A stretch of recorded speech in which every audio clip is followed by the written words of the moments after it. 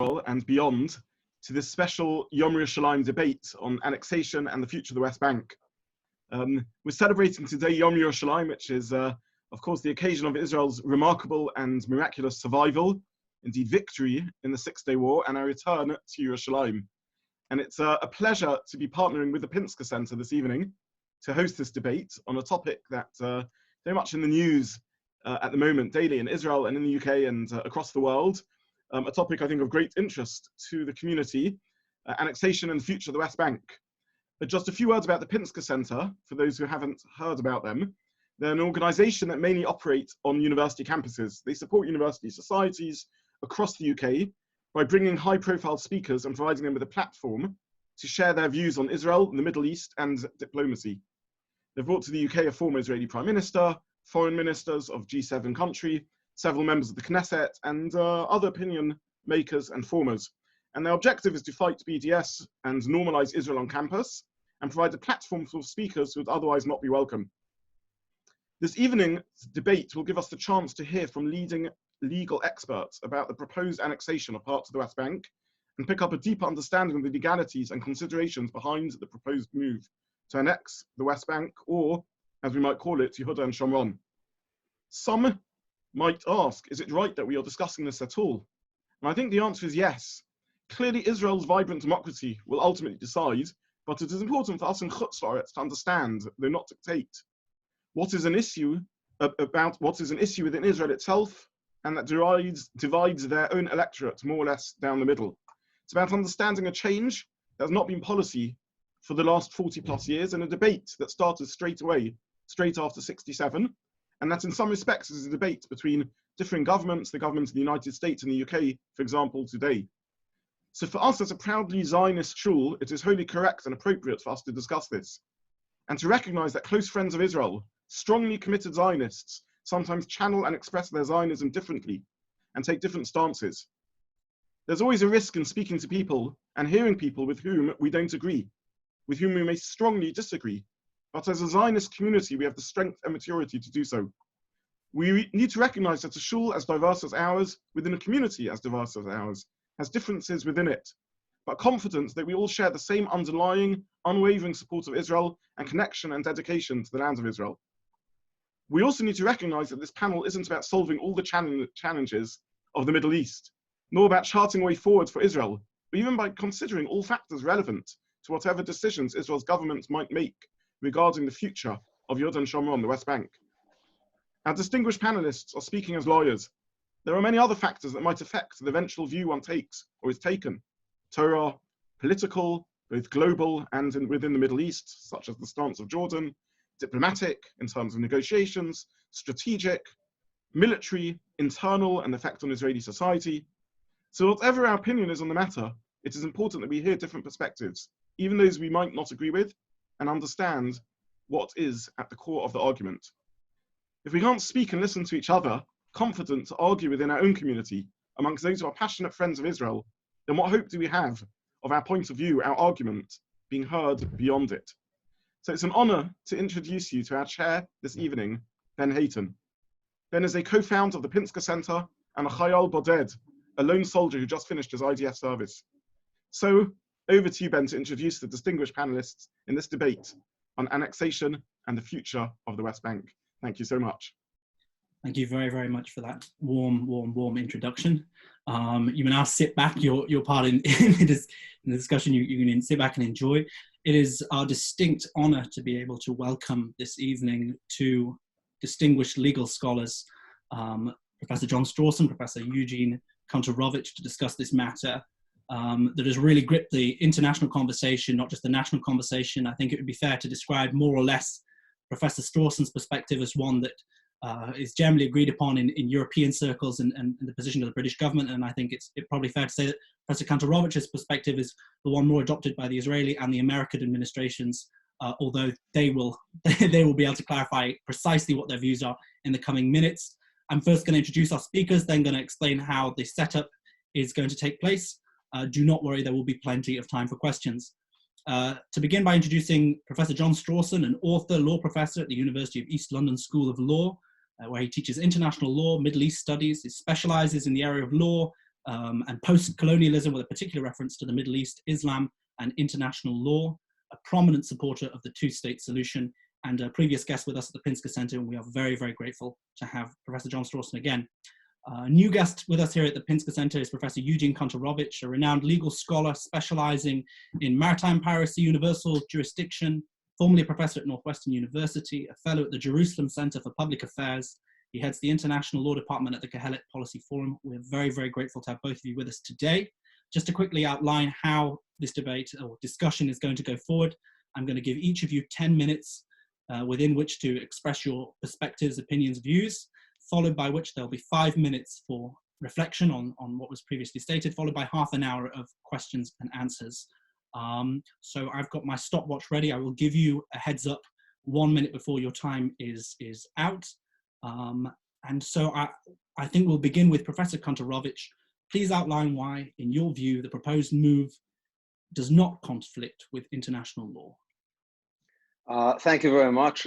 Thank you all in the audience for being here. Thank you to the Pinsker Center for sponsoring this, and to Professor Strawson for joining me in discussion. So first of all, we need to talk about what exactly is being proposed this summer pursuant to the Trump peace vision, what it is and what it means. It's often referred to, or almost always referred to in the press, as annexation of territory in the West Bank. And one can debate what one calls the West Bank, Judea and Samaria, West Bank, but I think there can be no debate that the measures being discussed in Israel are not annexation. Good, bad, illegal, illegal, annexation has nothing to do with it. And let me read to you briefly the Oxford Encyclopedia of International Law definition of annexation. It's quite simple. Annexation means the forcible acquisition of territory by one state at the expense of another state. So what is obviously missing here is, at the very least, forcible acquisition itself is a question, but there is no acquisition of territory at the expense of another state. When we talk about annexation, we think of Russia and taking Crimea from Ukraine, because of course, when Russia took Crimea, it was clearly part of Ukraine, the Ukrainian Republic. The areas of what's called Area C, to which Israeli law might be applied, are not part of any state. They are not, the state of Palestine is not recognized by the United Kingdom. It is, I would argue, not a state in international law, and nor is this territory that belongs to it.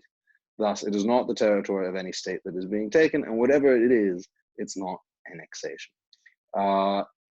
One can go further, as I would, and suggest that this is merely the changing of administrative systems for territory to which Israel itself has already prior sovereign title.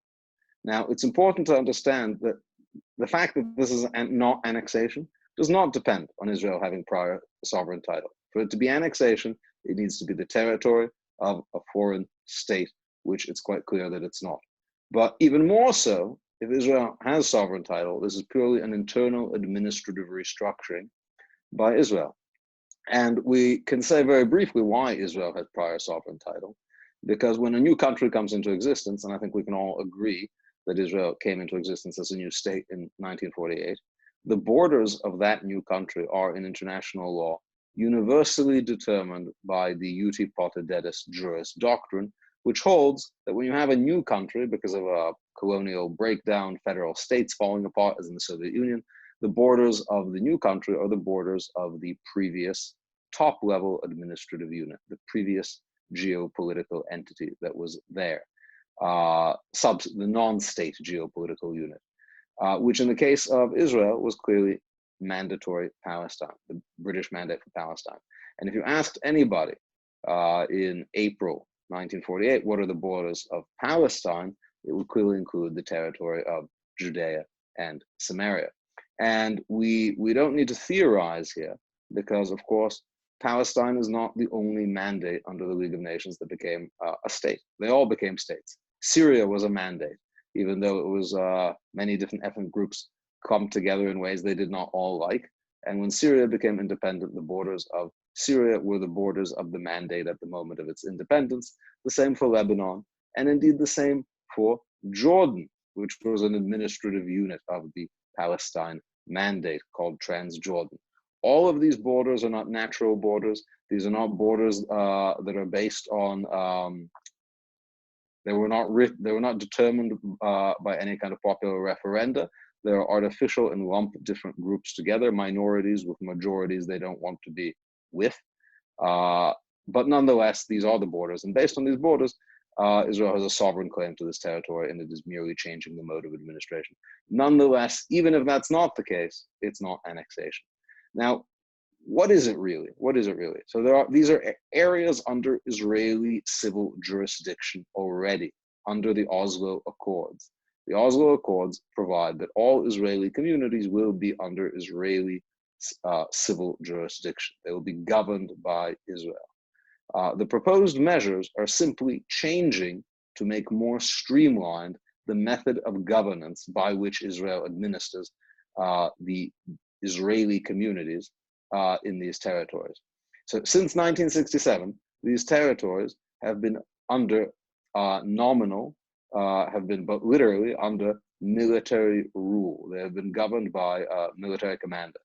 And as a result, Knesset legislation does not apply automatically to the Israelis in Israeli communities there. Now, all of the bad parts apply for sure. So they pay taxes as if they were in Israel and are conscripted as if they were in Israel. But the legislative application is not automatic and is a patchwork. As a result, there are vast inconveniences to this mode of administration as an ongoing matter. So, for example, in Judea and Samaria, the land law is still based on Ottoman land law because of this odd system of administration, making any kind of land issues Byzantine, should one say, complicated, difficult, and obscure. Land registry procedures are unclear. The typical Israeli permitting process for any kind of building or infrastructure, which would be 20 permits within the Green Line, is 50 permits across the Green Line. Environmental laws apply in an odd patchwork, making the prevention of pollution and environmental harms extremely difficult. Now, all of this was maintained in this odd and untenable and inconvenient governance structure because in 1967, Israel did not apply fully Knesset legislation because the thought in 1967 was, why bother? The Arab countries will make peace with us. And then after that, the Palestinians will make peace with us. So why change the administration if we're going to have to very quickly change it back again? In the meantime, for over 50 years, the people living in these communities have been held hostage by the Arab failure and refusal to come to that accommodation. The non-application of Israeli law to these areas was designed to be a temporary measure pending a permanent peace solution. That permanent peace solution now has been rejected numerous times, and there's no reason that Israelis living there should bear the burden, should be held hostage to the rejectionism of the Palestinian Authority. Now, none of this prejudices what any final settlement would look like. The application of Israeli law to a territory in no way prejudices any kind of possible borders, and any supporter of a two-state solution would have to concede this, because most two-state solution plans, which I happen to think are unrealistic, but were they to come about, they typically envision sovereign Israeli territory being transferred to the Palestinian Authority. For the land swap proposal, for example. The Trump peace vision has particularly aggressive land swap proposals, far broader than any previous vision, that would see areas of undisputed Israeli sovereignty in the Negev put under Palestinian sovereignty. So all of that shows that the application of Israeli law or the recognition of Israeli sovereignty in territory doesn't say anything about what the final borders will look like, assuming there is a willingness to actually come to a peace agreement, which there has not been on any of the terms that the Clinton parameters or any similar parameters of even vague reasonableness. So what Israel is saying now is, we had a temporary system that was not mandated legally upon us, that we adopted for convenience because we thought it would be quick to peace. 53 years later, there is no reason to maintain this ineffective and by design interim system. And Israeli law will be applied to these places as it was applied to Jerusalem. And just as the application of Israeli law did not prevent what many people see as the high watermark in peacemaking, the Oslo Accords, this will not prevent future peace visions either. Thank you very much. You are bang on time, if a few seconds early. So thank you very much for that. Professor Strawson, please outline why, in your view, the proposed move does conflict with international law. Okay, well, thank you first of all for the invitation, and it's very nice to be able to debate these issues in such a format. Let's be quite clear from the beginning that the real issue is, and the issue that you have to think about is, do you actually want a peaceful solution to the Palestinian-Israeli conflict? And then you have to think what the elements of a peaceful solution would be. And I would argue that without mutual right of self-determination of Israelis and Palestinians, there is really no prospect of a peaceful solution to the Palestinian-Israeli conflict, which means that young Israelis and young Palestinians, unless we are able to act sensibly, particularly at the moment, are going to be condemned to years of conflict, fighting, violence, and not feeling able to exercise their rights in a normal way. And I think that's something which you need to think about in this context. Now, Eugene says, well, this is nothing to do with annexation. It's all to do with the extension of Israeli sovereignty to areas of the West Bank. Absolutely true. He's slightly wrong. Israeli sovereignty wasn't extended to East Jerusalem. The area of East Jerusalem was actually formally annexed to Israel. He would be right if he was talking about the Golan Heights, where Israelis exercised their legal system was extended there, but they did not yet annex the West Bank. Whether this is annexation or not, I have to say this is not really the issue. The key issue about the Palestinian-Israeli conflict is that everybody knows, and in legal terms, everybody knows the areas that are Palestinian and the areas that are Israeli. It's no point in talking about a legal definition in a textbook. However good the textbook is, or the encyclopedia is, I would recommend that you look at the advisory opinion of the International Court of Justice of 2004, which outlines the key issues in the Palestinian-Israeli conflict in relationship to the wall. And it is absolutely clear, both from the point of the doctrine of self-determination, which the court says there is no doubt that the Palestinians have a right of self-determination, and on the question of the delimitation of the territory, where the court makes it absolutely clear that all the territory in the West Bank that is east of the Green Line is Palestinian occupied territory. That is the International Court of Justice, and that precisely fits into the long-term commitment of the international community to create two states in what was British Mandate Palestine. This is not a simple question of applying the doctrine of uti possidetis, which is about accepting the boundaries of pre-administrative areas within a colonial situation, because the United Nations and the international community in Resolution 181 of 1947 made it very clear that it wanted to create two states, one Jewish and one Palestinian Arab. We are now, many years later, suffering from the fact that that resolution and that policy was rejected by the Arab states at the time, including the Palestinian leadership. It created the disastrous war of 1948, which of course extended the area of Israeli territory compared to what had been provided for in the partition agreement.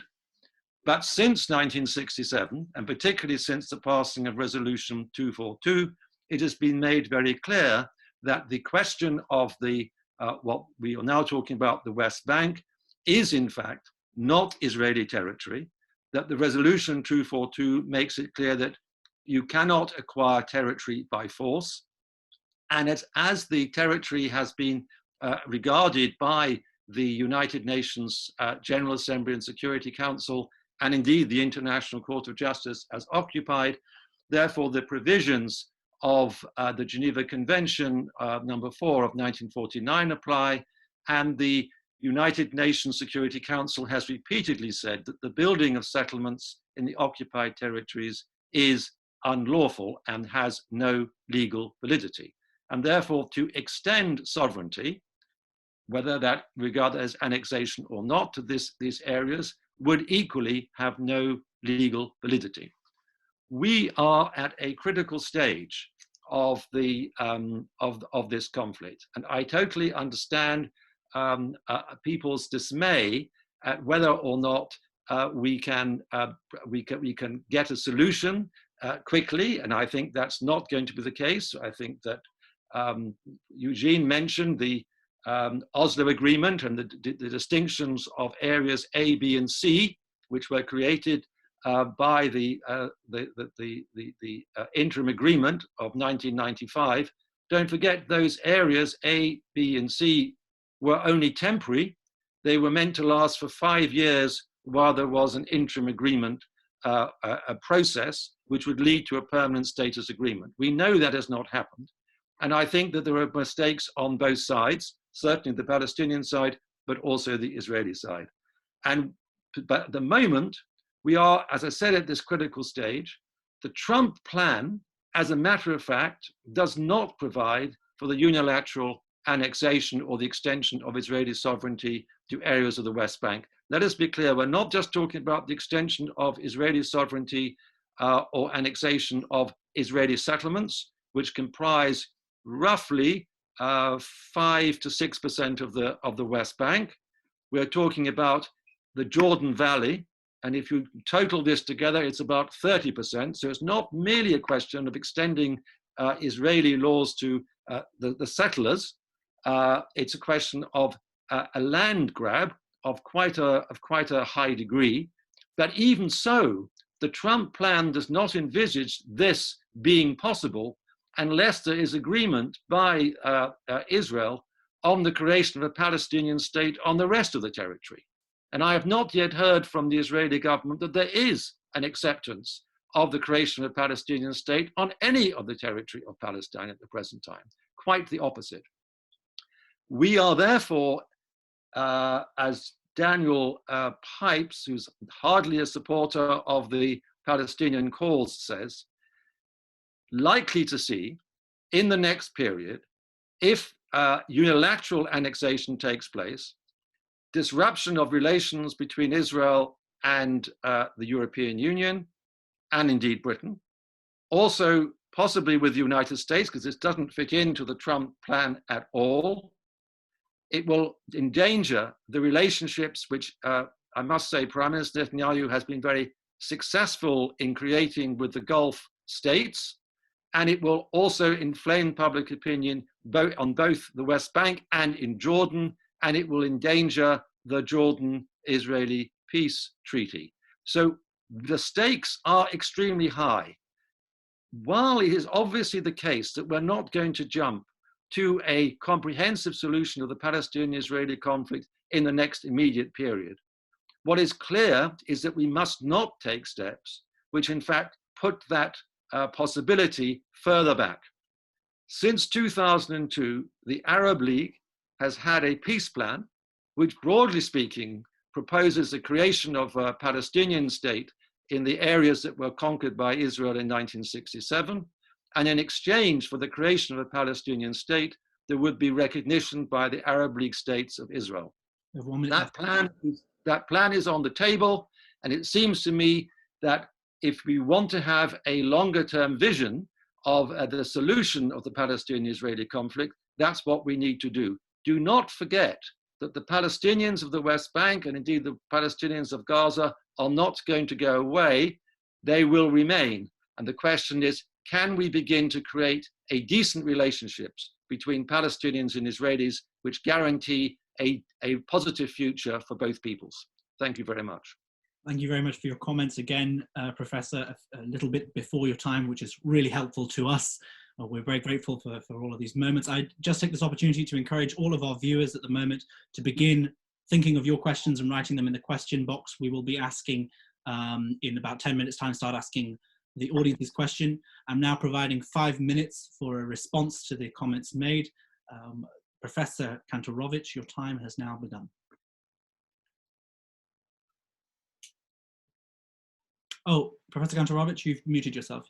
There you go. Professor Strawson suggested 2 reasons why the normal rule, the universal rule for drawing post-colonial borders, uti potestatis juris, which is responsible for the drawing of all the other borders in the Middle East, would not apply to determine the borders of Israel and thereby include Judea and Samaria. So one reason suggested by Professor Strawson is UN Resolution 181. Now, it's true, the United Nations in 1947 was of the view that the mandatory Palestine should be further partitioned beyond the partition that created Transjordan, the Hashemite Kingdom of Jordan. And they made such a recommendation. But that recommendation, of course, has no legal status for numerous reasons. The United Nations General Assembly has no power to set the borders of countries or territories. And in fact, if you read the resolution, it's quite clear that they knew they had no power to do so, because the words they use are, they recommend that this partition be adopted. It was a recommendation, actually, to the mandatory power, Britain, who thought that the proposed partition would be unworkable. And in any case, it was not accepted. Now, the doctrine of uti potestatis juris is not that a country gets the borders that someone suggested that they have at some point before their independence. Rather, the administrative borders at the time of independence become the borders. Now, Palestinian self-determination is very important. And it's true that all people have the right to self-determination. But self-determination does not, in international law, mean the right to one's own country. That is why there are 193 countries and not 3,000 countries or 5,000 countries or 10,000 countries, however many ethnic groups there are who are truly distinct ethnic, religious or groups wishing their own state. This is why there is not a Kurdish state, and this is why there is not a Catalan state. The right to self-determination means the right to govern one's internal administrative affairs, language, have a right to one's language, and maintain one's ethnic identity. Now, the Palestinians, they have that, of course, but they have far more than that. They have full control of all of their internal affairs. Knesset legislation does not apply to the Palestinians. Israel's involvement with them extends only to security affairs. Israel's involvement, military operations in Area A and B are purely security operations. Those operations would continue even if there were a Palestinian state. Nobody argues that when the United States or the United Kingdom carries out military operations in Afghanistan or Pakistan or Sudan, that those countries don't have self-determination. It may be an aggressive act, it may be an illegal act, but it is not a denial of self-determination. Palestinians make the laws under which they live. They govern themselves as fully as the Isle of Man and much more so. It's true that the International Court of Justice took a different view in its advisory opinion. Again, an advisory opinion is not a legally binding document. Resolution 181 is not a legal binding document. There are many non-legally binding documents expressing the general sentiment of the international community. But when you add a bunch of legal zeros together, you are still left with a zero. Thank you. Well, you've preempted my timer, which is very generous of you, because all the time that we're saving will go to the audience and their questions. Professor Strawson, you have 5 minutes to respond. Your time begins now. It's strange that Eugene says this about the Resolution 181, because the big legal effect of 181, of course, is in the Declaration of Independence of Israel in 1948, which makes it quite clear that the creation of the State of Israel is a result of the historic claims of the Jewish people and of the resolution passed by the United Nations General Assembly. So it is very much part of the Israeli legal narrative. And I would point out that from 1948 until 1967, and indeed sometime after 1967, I would say, never did the Israeli state make any territorial claims to any territory outside of the Green Line. It made no claims whatsoever, not even to East Jerusalem. It demanded the access to the holy places, but it did not make any territorial claims whatsoever. And therefore, in my view, you are stopped from subsequently claiming the territory from a legal point of view. It seems to me that that is a very important fact, which is often forgotten in this conflict. And it's really quite late in the day after the occupation, of course, that it's not just the unification of Jerusalem, but the annexation of the areas of East Jerusalem, which of course were much bigger than the areas of the municipality of East Jerusalem under the mandate, or indeed during the Jordanian occupation period. Nonetheless, that was also quite late. So what's interesting about this is the Israeli position has been to draw legitimacy from the United Nations Resolution 181, and did not for a very long time claim any territory beyond the Green Line. It must also be remembered that the question of self-determination is not precisely as has been explained to you. That is, what was explained by Eugene was basically minority rights. The Palestinians do not have minority rights. They're not a minority.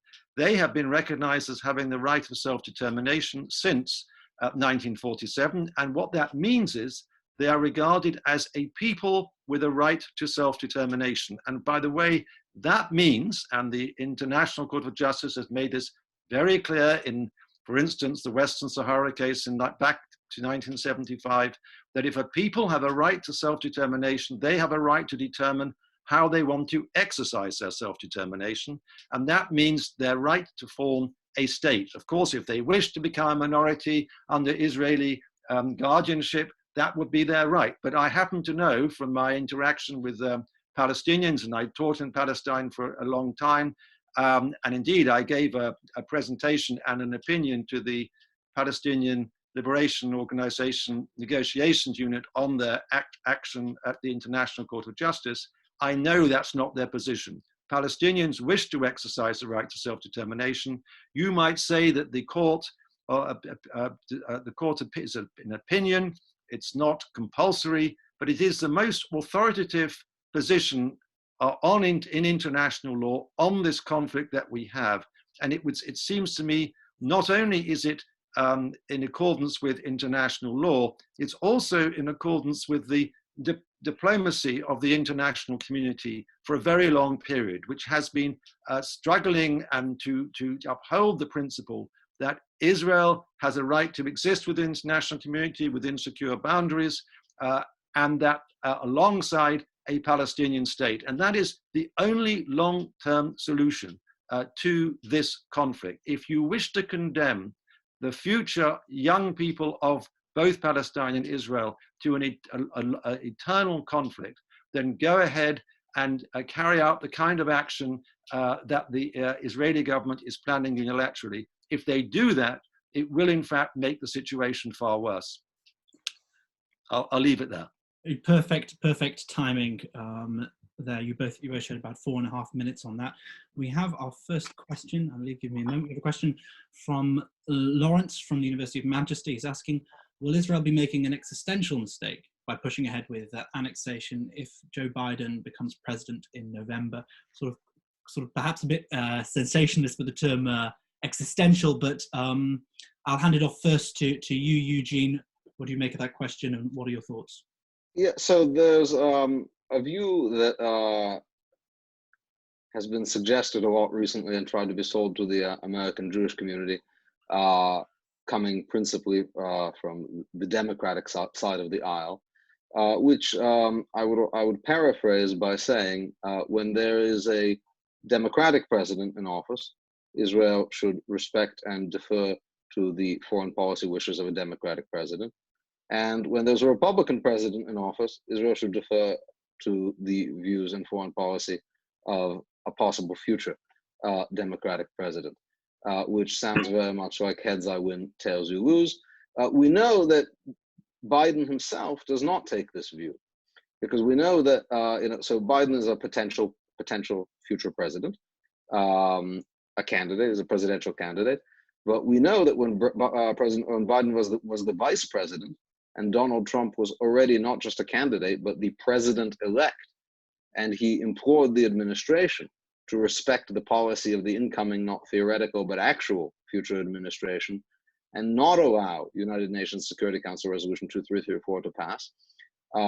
The answer was no. We're in charge here still for another few weeks. We call the shots. Now, that said, I don't think this is going to create a... So in this view, Israel should always take the lowest common denominator of American foreign policy.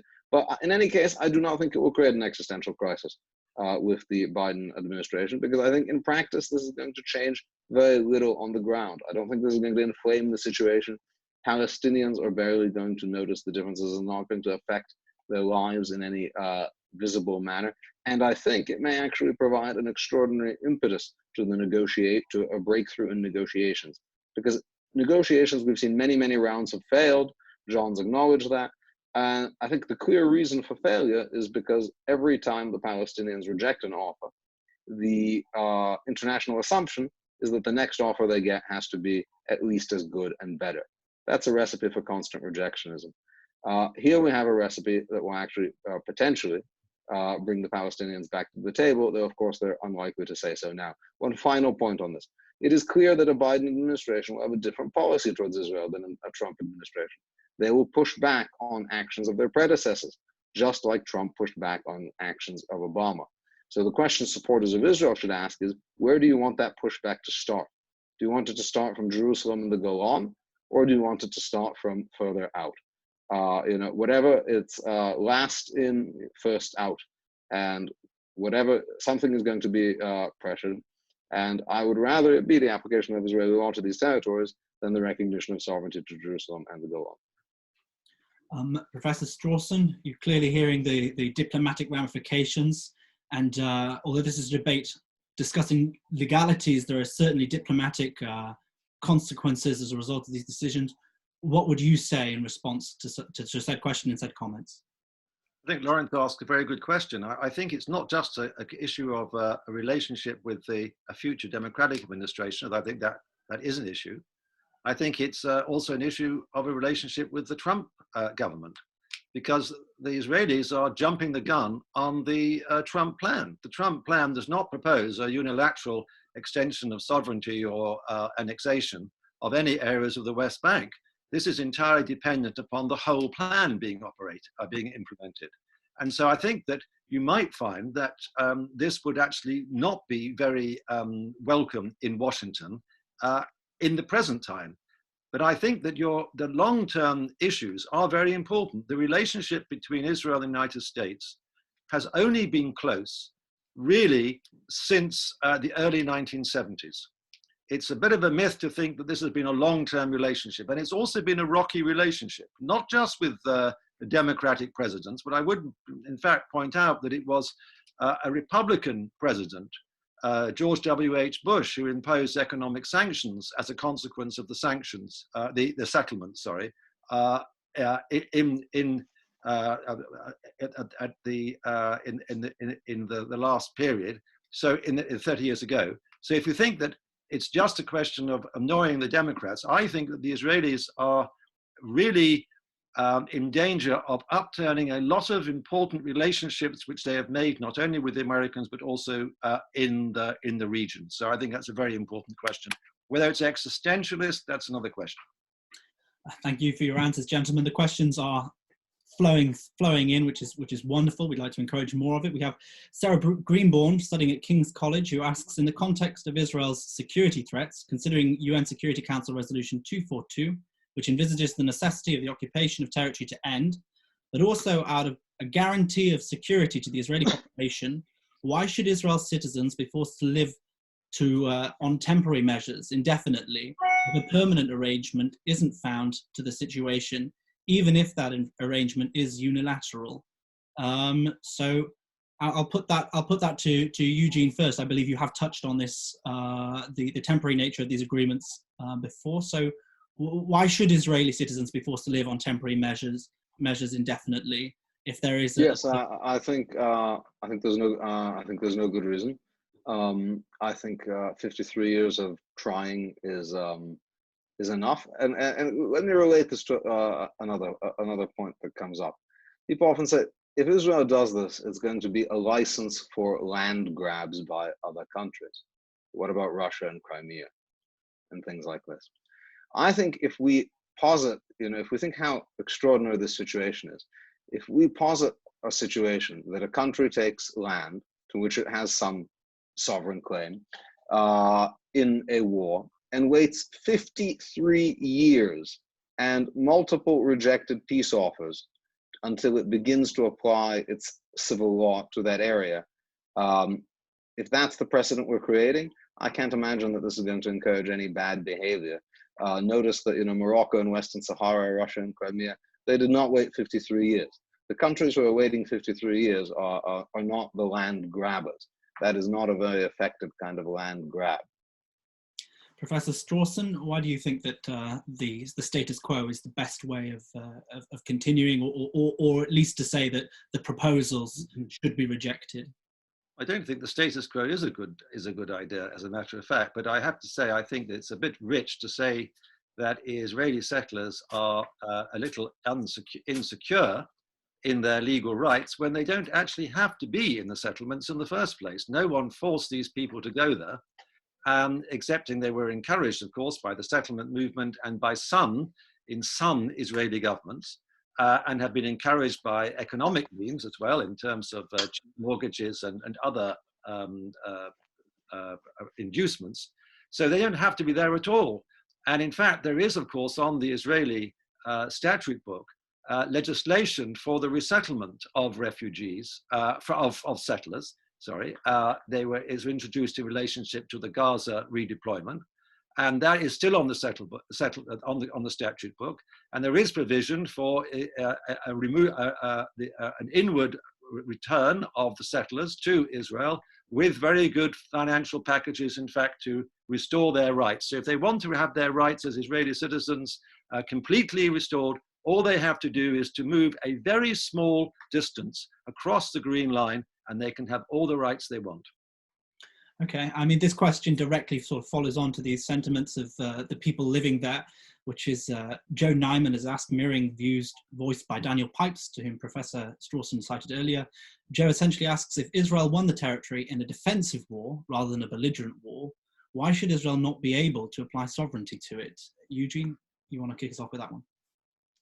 Yeah, I think the issue of a defensive war is not even relevant to this situation, because if a country, let's say that in 15 years, by some miracle, it would have to be a 6-day war kind of miracle, Ukraine manages to dislodge Russia from Crimea. No one would say that Ukraine conquered Crimea in a defensive war. They'd say Ukraine restored the territory to which it previously had title based on the borders, quite arbitrarily drawn by the Soviet Union for the Soviet Socialist Republic of Ukraine, which became the borders of Ukraine. In other words, taking friendly territory is not any form of conquest.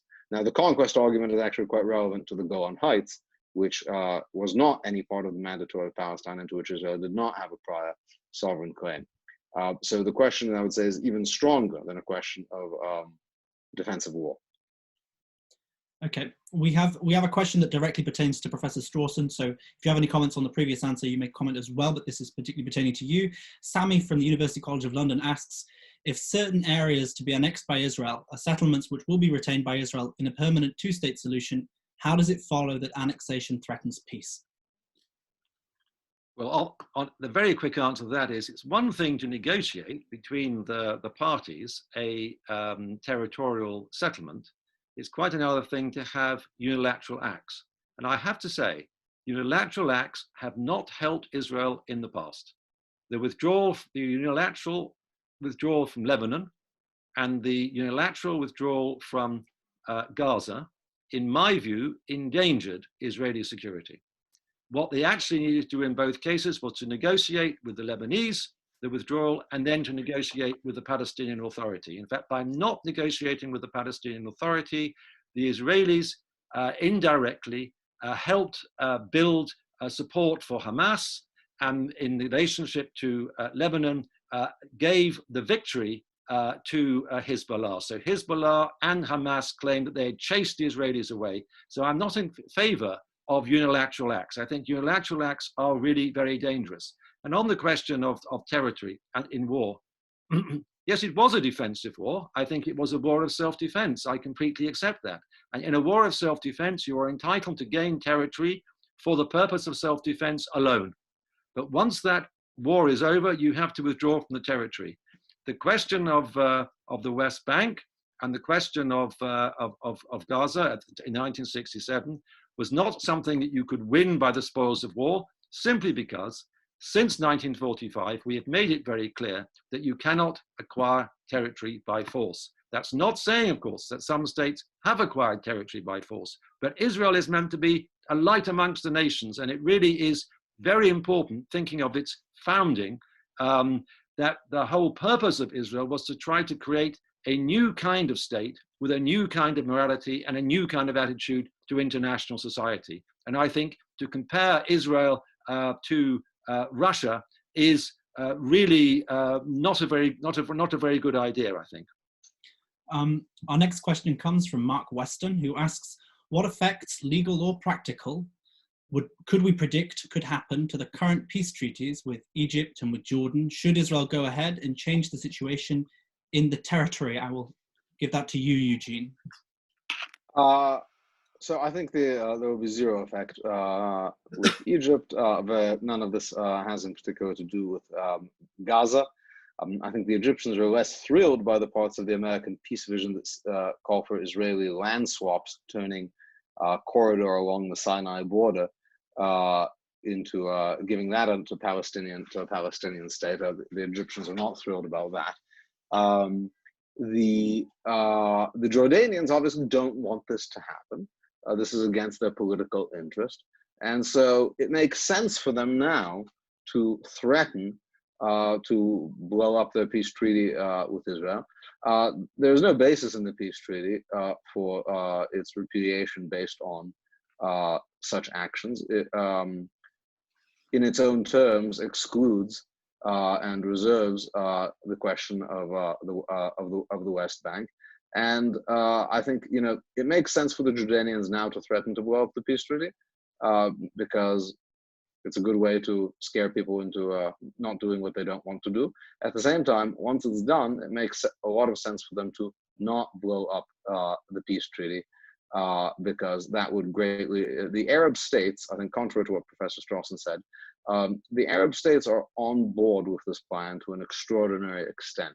The Saudi peace plan of 2001 is dead even in the Saudi eyes. It had 4 Arab ambassadors came to the unveiling of this plan at the White House. The Arab world has largely moved on, and there will be very little support for Jordan from Gulf states and other Arab states for adopting a position of belligerency. Professor Strawson, you did touch earlier on the reaction of the Arab world. Do you think it is an accurate or a fair prediction to predict that the threats that we're currently seeing from Jordan are hollow? I agree with Eugene on the question of Egypt. I think Egypt is not interested. But I think the situation of Jordan is very different. First of all, don't forget that the majority of the population in Jordan are of Palestinian origin. They feel very sensitive about the question of the West Bank. It is simply not true that the territory of the West Bank, the territorial integrity in the West Bank was not an issue in the Jordan-Israel Treaty of 1994. It was. That's why the only international crossing points are the Sheikh Hussein Bridge and at Aqaba, and it doesn't include the Allenbury Bridge in that. So that Israelis and who want to go to Jordan go either over the Sheikh Hussein Bridge and go from Aqaba directly from Israeli into Jordanian territory, in other words, not through the territory of the West Bank. This was absolutely insisted upon by the negotiators. Kamal Abdel-Jabbar, who was the foreign minister of Jordan at the time, was extremely insistent on this. He's someone I have known for a very long time, and I'm sure he was being accurate. And I do worry that in the context of the very free-bar situation that exists in Jordan at the present time, with the continued rise of Islamist movements, that this could be a red rag to a bull, which would very much bring instability to Jordan. And in that context, it would be very likely, it seems to me, that King Abdullah might well abrogate the agreement. And I think the question of the territorial designation of the West Bank in the agreement, unlike Eugene's analysis, I think would be a very justifiable issue. Gentlemen, we're having a series of questions coming through. Our event is scheduled to end at in 10 minutes time. If you gentlemen, do you gentlemen have another 10 minutes so I can ask another 3 questions or not? I'm afraid I have a fairly hard stop. Not a problem at all. Okay, so I'm going to finish with a question and ask for quite brief answers. Then I'll give you closing statements, and then we will bring the event to the close. Also, this is a wonderful opportunity for us to let our viewers know that we will be adding a new page to our website called "You Ask the Questions, We Find the Experts." You may post any question you may have, and we will find experts like these 2 gentlemen before us and get you the most qualified answers that we can possibly find. The next question comes from Charles Pascoe, who's asking, would annexation threaten relations developed successfully by Israel, such as Israel-Palestinian security cooperation? He does expand into Gulf-Israeli relations, but I believe we have talked about the Arab world's response, but perhaps less the Gulf states. But in your answers, could you please focus on Israel-Palestinian security cooperation? I'll begin with Eugene. Again, the Palestinians don't want this to happen, and it makes sense for them to threaten everything they can now. But that doesn't make sense. That it means that it makes sense for them to deliver on their threats. There are a few things that are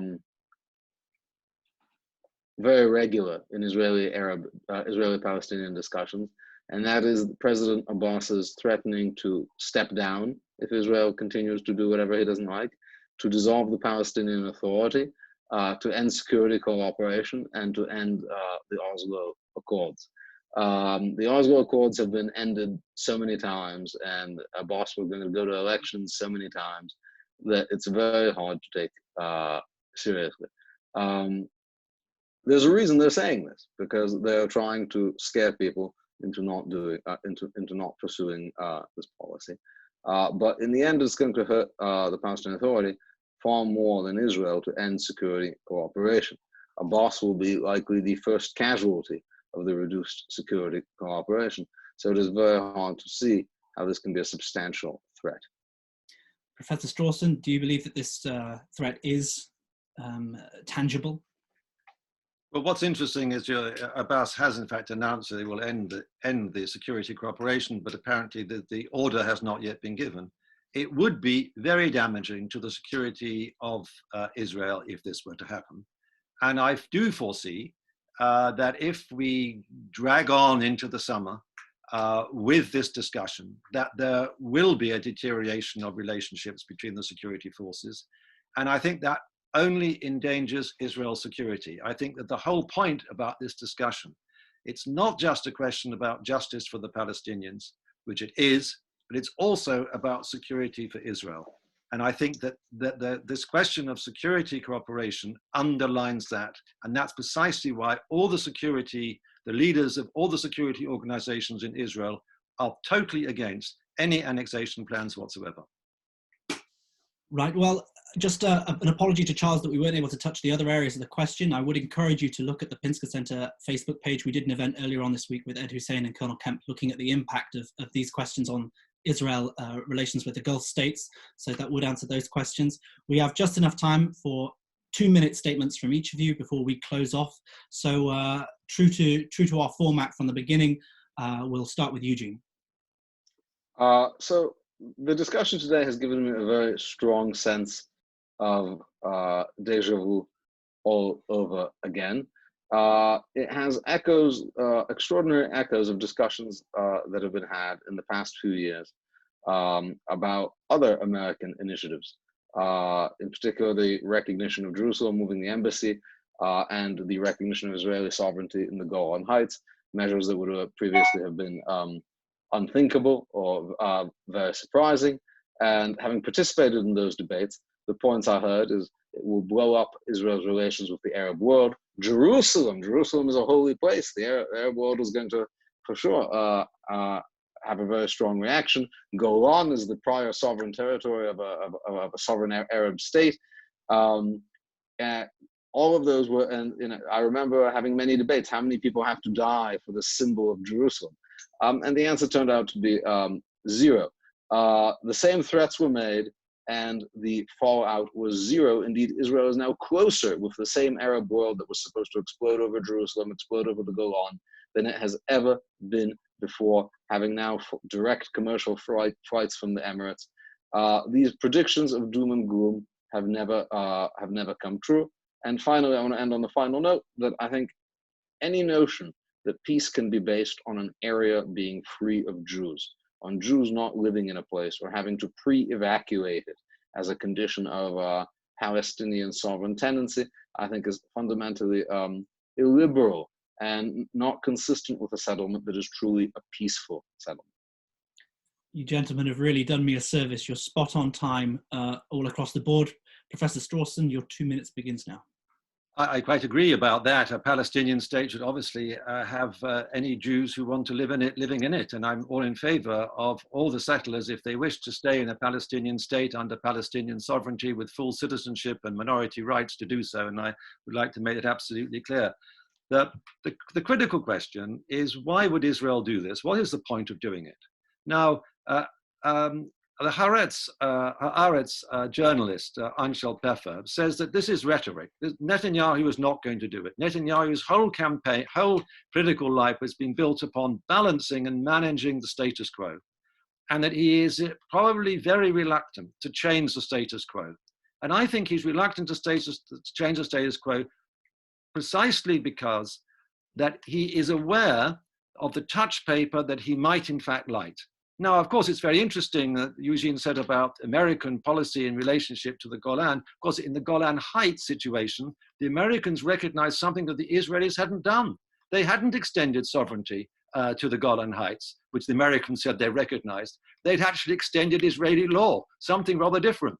So we have to be rather careful of looking at precisely what the Trump administration has done in these situations. Some have been very provocative, and I just don't think there is a need to be provocative in this situation. And I think the talk of annexation or the extension of sovereignty to areas such as 30% of the West Bank is provocative, completely necessary. And I hope that Peffer is right and that Netanyahu will withdraw from this rather dangerous policy. However, what we do have to bear in mind is that at the end of the day, as I said before, Israelis and Palestinians are going to have to live together. As Amos Oz said, the late wonderful Amos Oz, the reason that we have to deal with the Palestinians is because simply they are there and they have their rights because they exist. Two rights clash. Two peoples are right, and therefore we have to work out a compromise. Gentlemen, that is all we have time for this evening. We are really, really grateful that you were both able to join us in a really important discussion It's really important that both of your voices are heard and that we have a strong centre that is capable and embraces hearing these different opinions. We're very grateful for our partnership with Ner Synagogue. And on behalf of all the Pinsker Centre, we wish you a wonderful evening.